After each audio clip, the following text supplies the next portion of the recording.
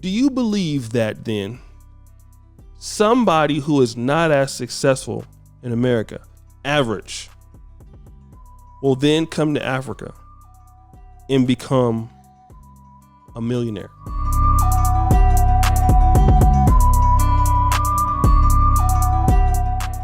What's good, everybody? It's your boy, Elshay Dick Jackson, back at it again with another episode of the Repat podcast. That's right, specializing in repatriating to Africa, living here, getting adjusted here.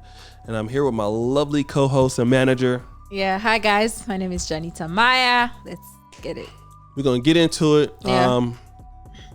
And people have talked about this, not just me. I've talked about it when I lived here in 2020. Yeah. Shout out to Go Back to Africa. Mm-hmm. He's supposed to be here, but he caught COVID, so he's supposed to come through. And we've had many Americans come and visit us here at Uganda, talk to them, but there's a big push. Shout out to Ghana for, I think it was 2019. They did the year of the return. Yeah. Brought in a lot of money from the diaspora. And Ghana's always been a country that's had a relationship with the diaspora, especially in Jamaica, African Americans. Yeah. W.E.B. Du Bois, which is one of our greatest African American intellectuals, died in Ghana. So that we've always had a relationship. So many people, when they look at moving back to Africa or getting out of the West, Ghana is their first choice for the most part, just because of the history that Ghana has with Black America and Kwame Nkrumah. But unfortunately, we see on YouTube people that come to Africa and repatriate. Some people are successful. Most people are not. Mm-hmm. When COVID hit, everybody moved to Tanzania. Yeah. And then had to leave. And I think that, and that's why I'm calling this episode, Unsuccessful in America. Mm-hmm. Does it equal unsuccessful in Africa?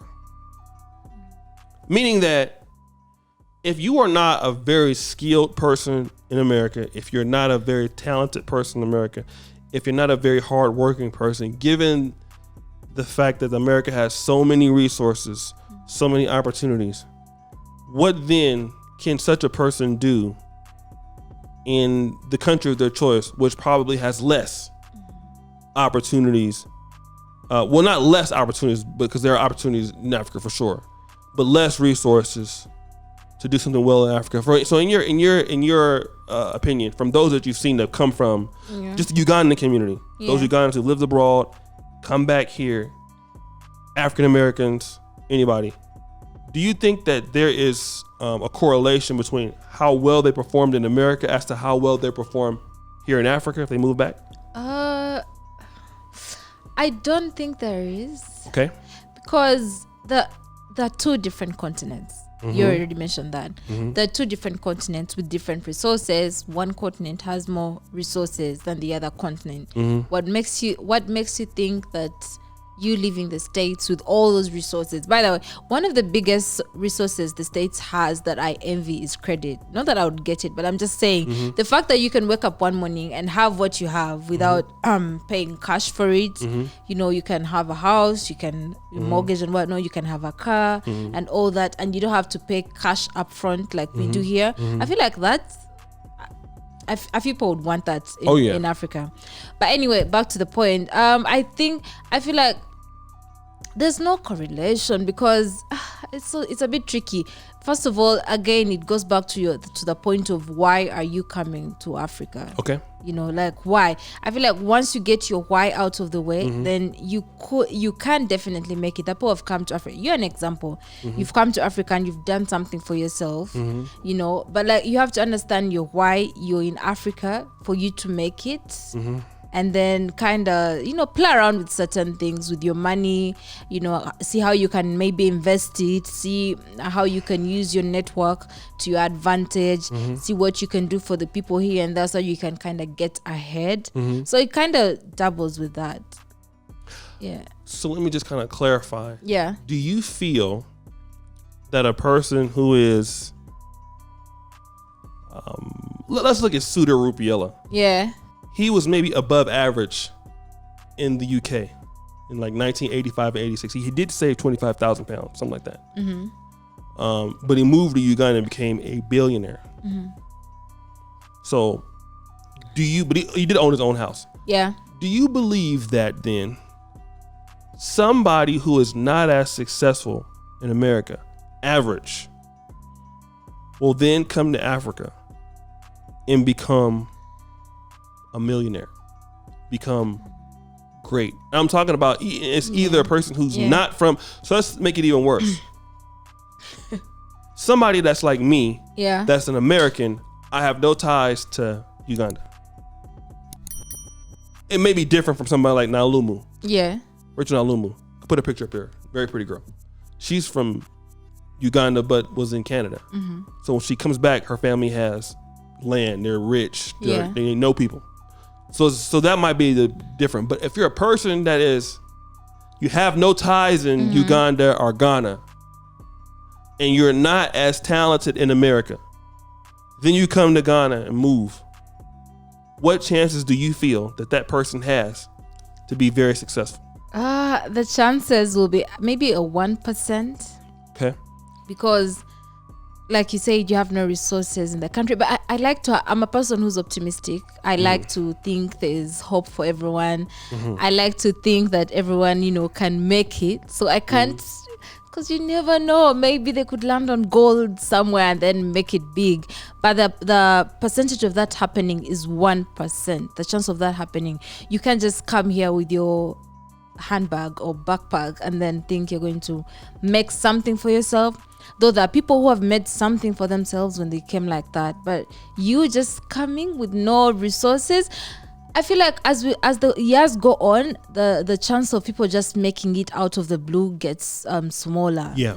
I feel like the more you grow older, it's like when our parents tell us, oh, maybe they had land by 24, they had land by 22 and whatnot, because land was cheaper then. I feel like as the years continue with inflation and everything, and now everyone is alert, before you'd make it because you did something that no one else was doing. Right. Half of everything is already done. Right. So you're doing something that someone else has done and you're just adding a twist to it. Right. So it's not like you're not going to come with something different, but you could, but the chance of that happening is also at 1%. So I feel like the chance of that person making it again, I don't think there's a chance. Let me throw hope out. There's no chance. Because what's the use of you coming to Africa and then struggling like the Africans? What's the use of you coming to Africa, like you say, and then going online with a GoFundMe? Yeah. And I'm not trying to take no shots at that, but yeah, like imagine coming now, you're struggling. Instead of you maybe being the ray of sunshine to someone else, you're now also struggling. You're competing for the same resources they have. Right. There's no water, and then the little water they had, you also want some of that water. Right. That was already less. Right. So yeah, there's that. Okay. Yeah. So, let me say, this, because we do have people that have tours. Yeah. Tours that are, we don't do tours. We probably could, maybe one day. But I don't want to see y'all in no tour buses, because y'all, number one, I hate to say, stop the show. Y'all are problematic. I see how y'all doing other people's tours. I don't have time. And I come to Uganda, I want to have my peace. I love you, but from afar. I left America for a reason. You can email me all you want, but no, we don't have any tours for that reason. Okay, so I don't do the tours. Yeah. But there are tours. Shout out to a brother like Search for Uhuru. Yeah. He has a really good tour to Sierra Leone. We'll put him up there. Brother Zalox 23 has tours. And then those tours can, help you with people that are in the industries and get acquainted and stuff like that. I think when people feel that Africa is, I hate to say this, but a lot of people in America feel, especially in African Americans, I believe this, they won't say this. They feel like, well, I'm just so smart and I'm just so talented. Yeah. That when I come to Africa, number one, they're going to be glad I'm there. Like everybody's going to stop and just dance and pull out the drums and shit. And, they're gonna, the Lion King's gonna roar. Yeah. And the whole village is gonna you're come gonna out dancing. Yeah, like you're gonna be Jesus on Palm Sunday on a donkey. Yeah. You know, and like I'm like, all right, I'm here. You know, so the world's gonna stop because you're here. Then it don't cost that much money to, you know, there's that thing like, well, Africa rent is only $5 a month. Like I can just get a nice penthouse, $2. You know, Nike Jordans is gonna be $10 there, and so I don't really need that much money to do what I'm gonna do. And it don't matter nowhere because when I get there, these locals haven't figured it out. I'm smarter than them. I'm gonna be rich. And then here's what people don't think about. You are competing. Listen to this when I'm saying this. I want y'all to look at me. You are competing against rich local Africans. Number one, who've been here, know the business, they're rich. You can never know it like them. Two, people from the diaspora that have figured it out. Let's look at Wody Meyer. The average African American that wants to move to Ghana. You're going to compete with him? Like, we'll go put up a video of him building his house in the background. Like, he's building estates in East Lake Home. So you talk about a guy who has a lot of cash flow, knows the language, knows the stuff. He was an aeronautical engineer. You gonna compete against him? You don't have a chance. He gonna smoke you every time. All right? Then there's the Chinese. We don't want to get in process, but we got to. They're in all the manufacturing stuff. They're bringing their machinery. Not only do they bring their machinery, they bring their machinery and then the people who operate it. The Lebanese. Uganda, the Indians. They've been here for hundreds of years. So they understand the market and I can speak the language. A lot of people come feeling that I don't need to prepare. Like, for example, I tell people, how much money do you need to start a business in Ghana? The number was $100,000. Remember I said that before? Yeah. People got mad at me. Yeah. Oh, it shouldn't be that much. It shouldn't be this much. Bro, you're going to get smoked here. These people think, like, you think that because it's Africa, these people are not smart. They're hella smart. Like, I meet people all the time. I'm like, shit, this guy's smarter than me. I know I'm smart. But there's people that are way more intelligent than me that understand things. And people in the black world don't number one, your business don't even translate. Let's say, for example, you are in Detroit, you're a barber. You make $2,000 a week cutting hair. So you're gonna come to Ghana and become a barber. You won't make that much. Bro, somebody can go to Sparkle Salon in Acacia and spend shout out to Sparkles, $5.50 for a haircut that's just like yours. Ain't nobody gonna give you no $20 for no freaking haircut. Yeah. So now you haven't even looked at what you're going to do. Because your industry don't even carry over. So you come to Africa, you moved all your shit over here, you then send it all in the container, and then like, you don't know what to do. Also, again, let me say this. People who, if you're in America, you've not been formally educated in certain things, not that you need to be, but it's good to be. You have no skills. You've f***ed around all your life in America. Now you're gonna come to Africa with the sandals on and you're gonna teach metaphysics, which is what a lot of you Negroes do. I'm just gonna be real. People are gonna laugh at you here. I'm just gonna hate to say that. You could talk all the metaphysical talk you wanna talk about. You could be in the village and shit. You're gonna get laughed at. I'm gonna laugh at them with you, okay? Because you spent all your life in America f***ing around. You didn't do shit with yourself. So you're gonna come over here and embarrass us, everybody else in our community, because you didn't do right. So you're over here struggling. So then you become a burden to the community instead of uplifting it. Like you talked about it, right? Yeah. Now, not that you owe anybody anything, but at least don't come and be a burden. That's the problem. I see too many black Americans, not even those that are YouTubers, that are just going around here. Like one dude got this chick pregnant out here. He got his ass sent to jail. I had to send his pregnant baby mama some money. I don't know if you remember that. Yeah, I do.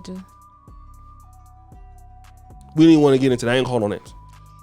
But you can become a burden on people because of what you didn't do. And in America, like when you have a work ethic, certain things can carry you in life everywhere you go. Yeah. Values and work ethic. If you're a person who doesn't work, you don't like to work, you come to Ghana, you're a guy, My friend, just go out there on the street. Your neck will be like this. I work every day and my neck still be like this. Janita be catching me. She be like, boss, can you stop looking at the... But I'm heterosexual. So it's better me be looking at them than something else. I can't. Right? Well, we're going to be real. Yeah, let's be real. You have not worked. You don't get up at 6 o'clock in the morning and do your work. That was the time I was going so hard here. I was up before the call to prayer. Yeah. Now, I don't do that right now. I'm up when the call to prayer is, and then I'm going to sleep right after. So now I'm working the night shift. Now I'm going to bed at 5 or 6 in the morning every morning. But if you don't work, you come to Africa, you're not going to want to work. True. Because it's lit. The girls are out there looking like even their grandmas look good. Everybody's fine. Yeah. You know, you don't want to work it. The power's out like for a day. The power back on, you at the club. Yeah. They don't want to work. So you're at the beach, in Tebe Beach. You're at the beach in Ghana. Yeah. You have your sandals on all the time. Oops, you haven't worked in 4 days. You know? So if you're not a hard worker, you come to Africa, you still got to do what? You got to work. If you're under 65, listen to what I'm saying. I know I'm being long-winded. Yeah. What are you doing? Come here, you. What are you doing? You know your broke ass supposed to be in the house, or at the building. Why are you not there? Oh, because you over there on Tinder and stuff, huh? Nasty. I know what you're doing. I know what all y'all doing. The girls. A lot of you female entrepreneurs coming out here. Y'all nasty too. Let me tell you what I know about y'all from the West. Y'all out here hunting for D. I know what y'all doing. Y'all not, I'm not, especially some of y'all that got 30, 40. Y'all didn't give one marriage. Y'all here with these young African guys. We know what y'all doing. You know? Because all of a sudden you so happy and you smiling so much you don't want to go back to America. I know why. Because Olufemi is over there knocking your backside out every night. I know what he doing. Every time. Ain't nobody seen you in weeks because you nasty. A lot of y'all coming over here, y'all getting y'all backs blew out every single night. Especially out there in the Gambia region and in Ghana and West Africa. They tearing y'all ass up every night. I know they tearing you up because I know I'm an insider. I know some of y'all personally, y'all getting y'all backs blew out. Then you talking about why you ain't got no money. Because Olufemi got it. Am I lying? Come over to Uganda. You know what the... Hello, madam. Y'all be over there in Kamocha and Arua. We know what's going on. I feel like that's a bit extreme to look for some... But... And that's the problem. No discipline. True. No work ethic. You didn't have it in Detroit. Mm-hmm. You didn't have it in Cleveland. You didn't have it in Oakland. You're going to come to Africa where people are laxed in general. Yeah. It's not like, that's the thing about the culture here. It's a bit slow. I've been to Ghana tonight, but you know, Uganda is, people are not so much in a rush. In America, it's like, God damn, I'm like 30 seconds late. You know, you're like running, like trying to get to the next subway and stuff, you know. And that's the mindset that I keep myself on. I'm always on the timer. Mm-hmm. I'm always on the timer. Like, okay, like I'm like Floyd Mayweather in the ring. Like I know how much I got left in the round. I know that. Like that American instinct didn't keep stopping with me. Some of y'all in America working because you have to, but you don't like to do it. Mm-hmm. But I like to work wherever I'm at. That's why I was able to come here and still have success and still build. Yeah. Some of y'all are lazy. I'm just gonna be real. I love it like a play cousin. Keep your lazy ass in America. You're gonna come out here and gonna get embarrassed. We're going to be real with y'all because we love you. We don't want you. Let me say this. I don't want you calling me. I'm gonna be real. Don't call me. Look at me when I say this. Give me a voice echo inflection, Quasi. Don't call me. Can I help you? Okay. Go ahead. Yeah, but what do you say for someone who was not able to become successful in the States because of certain things at play, maybe racism, maybe because of the color? That crowd. Yeah. What do you say about such people who are not able to make it because the white man is holding them back? Bullshit. What about those? You're a liar. Oh. That's what I tell you. Okay? Because then how come Africans come to America they blacker than you, and they making it. I know racism is real, but some of y'all want to use racism as a crutch to come to Africa and party all goddamn day. That's what you want to do.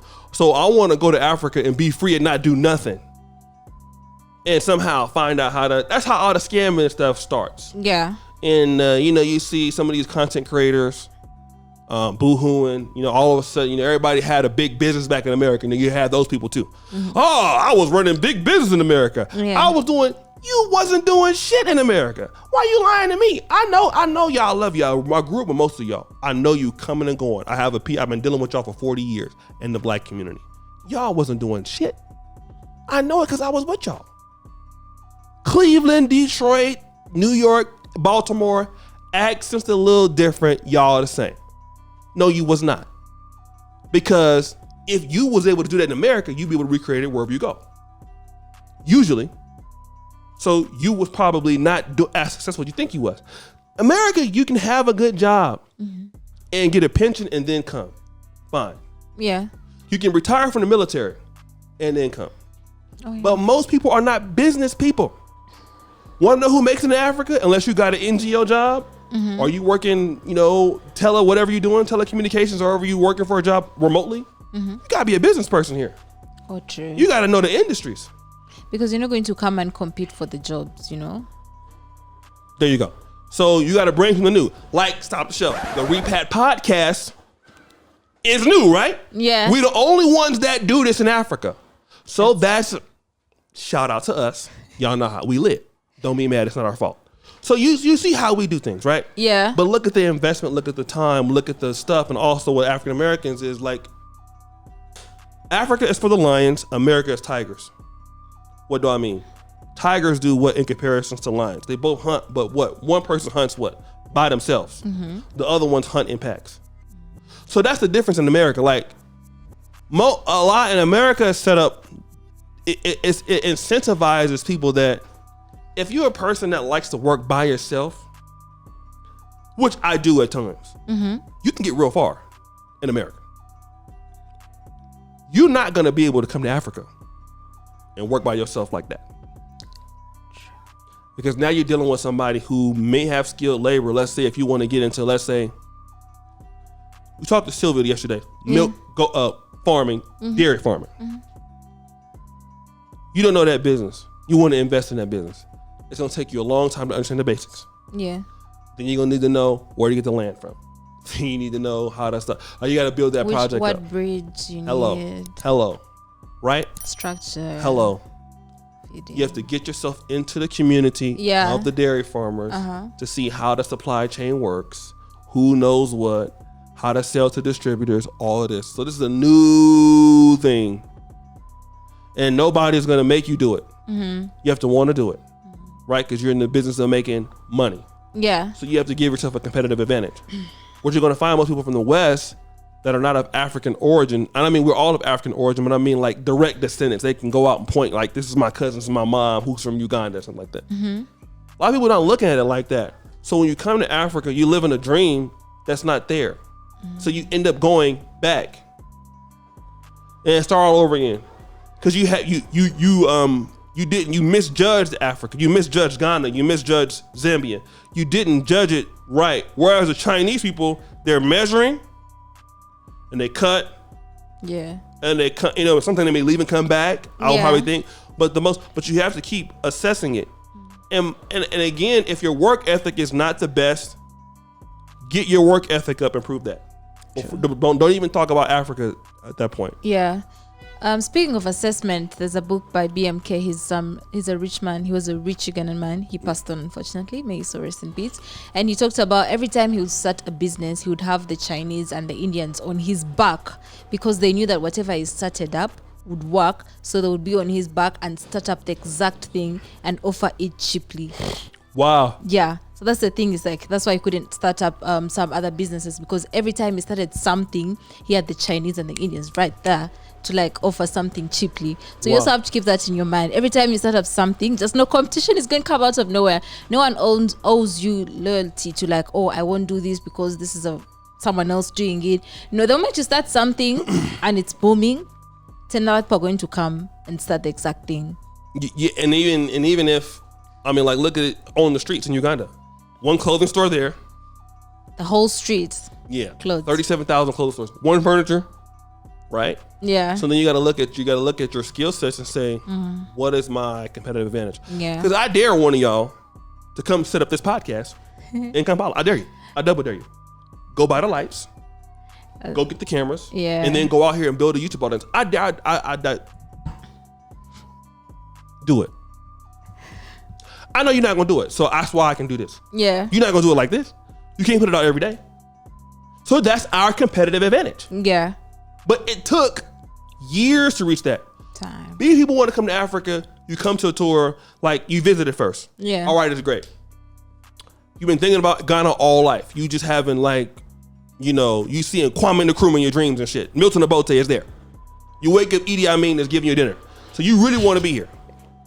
Jomo Kenyatta owned the shillings. He then jumped off the shilling and gave you some cows. You just, everywhere you going, you see in Africa. Yeah. I have that African fever too. Like, I gotta be there. Yeah. But Africa is the hardest place to be successful because the systems are unorganized. True. So people will tell you you might need this and might need that, and the bureaucracy is crazy. Yeah. It's hard to get things done. You got to take into that. So you have to really be the best version of yourself in America. Get to working to a certain level in America. I was in medical school in Poland, and I was a student in America.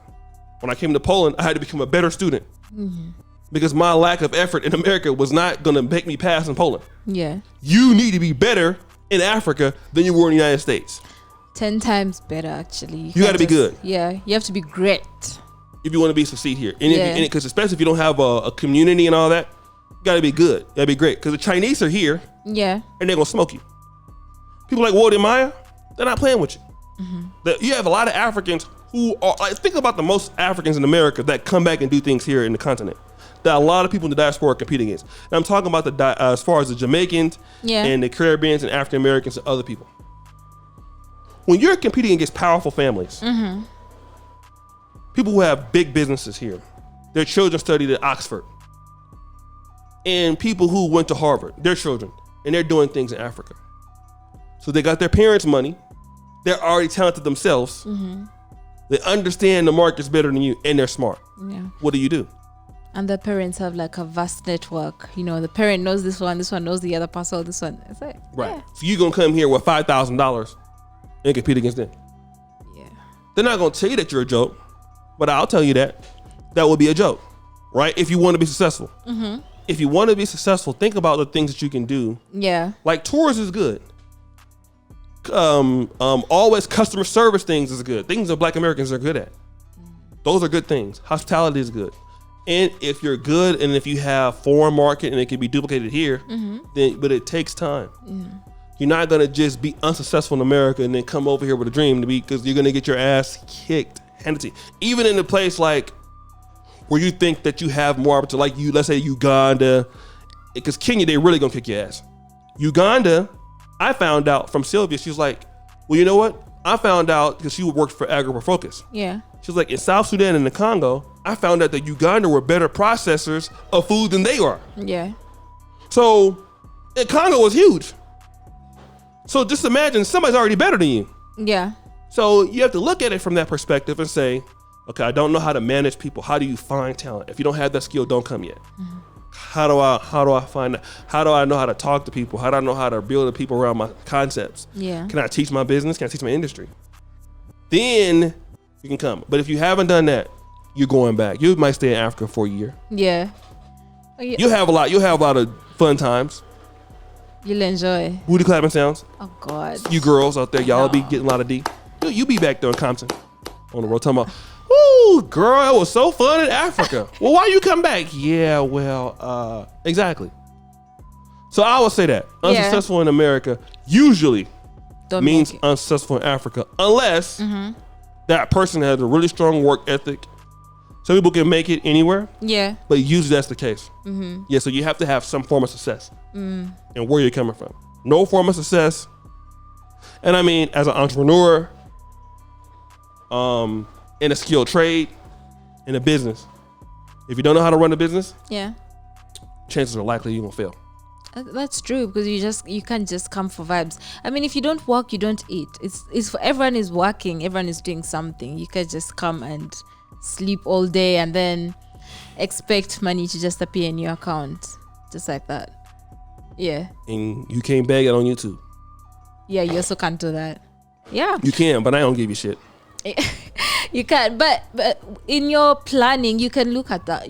There's a whole playlist for dedicated to African Americans who want to move. There's a Repat podcast. So there's so many YouTube videos that we have on this channel that you can watch to better prepare you for your, in case you decide to take that step and move to Africa. There's so much information out there, but we're telling you the information is on Kinganda. And also, let me say this before you leave. Yeah. Where's your infrastructure? Like many people, you want to start a brand. There's one lady that was in Johannesburg. If I can keep close to the video, she had a business that was in New York City. She's making about $6,000 a month, but she lives in Johannesburg for like $3,000. But she working USA hours, and that's another thing too. You might be living in Uganda, but what hours are you keeping? You might be still keeping USA time zone hours if that's the market you make money in. Yeah. Because even me, I go to bed at 5 or 6 in the morning here in Uganda, but that's like, 10 o'clock in New York. So I still keep USA time zone because some of the things I have going on are based in dollars. So that's one thing. So what market do you have? Do you have USA money? And, can you transfer here? So many different things that you need, but you typically, some people come to Africa and become a burden on the community. Yeah. Not only do you become a burden on the African community, you become a burden on the repat community. There's tons of horror stories, people in Ghana going broke, going homeless, not paying money back, scam each other. A lot of African Americans and diasporans scam each other in Africa. It's a big thing. Because why? Because somebody is not unprepared.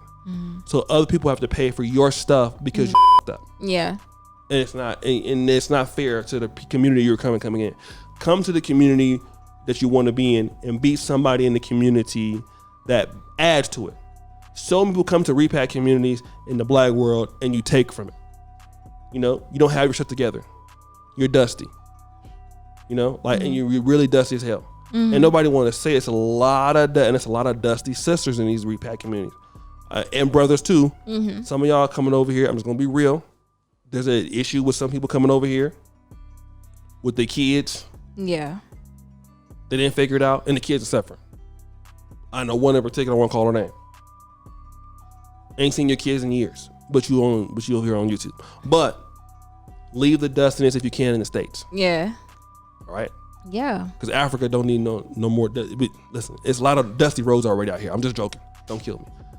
Which is some roads are dusty. The roads is okay to be dusty, but they don't need dusty people from America. All right. Yeah, guys, thank you so much for watching. Yeah, is that it? That's all. I know y'all. Listen, y'all gonna be mad at me in the comment section. Some of y'all gonna be crying, talking about you gonna unsubscribe.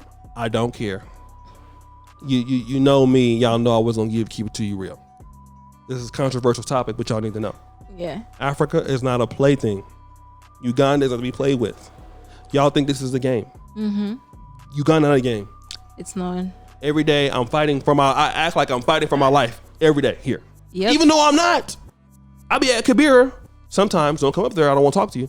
But, I'll be at Kibera, Speak Resort, looking good. Having you mad because I didn't call you to come with me.